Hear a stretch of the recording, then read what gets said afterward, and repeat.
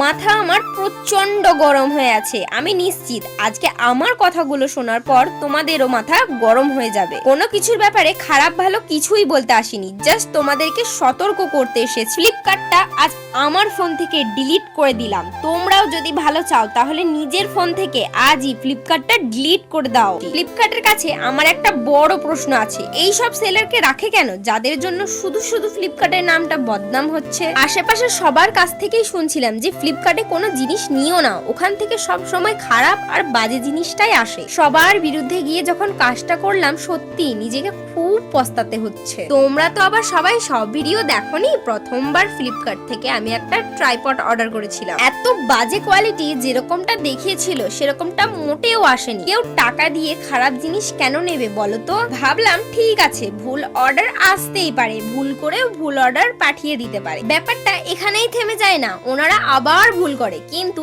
এবার ভুলে ভুলে ভাঙা ট্রাইপড পাঠিয়ে দেন। শুধুমাত্র এটার জন্যই যে রেগে আছি সেটা না, ট্রাইপডটা অর্ডার করাই আমার জীবনের সবচেয়ে বড় ভুল ছিল। সেই সব কথা আমি তোমাদের জানাতে চাইলেও এখন পারবো না। তবে যদি দেখি পানি মাথার উপরে দিয়ে চলে যাচ্ছে, তখন অবশ্যই আমি আর চুপ থাকবো না।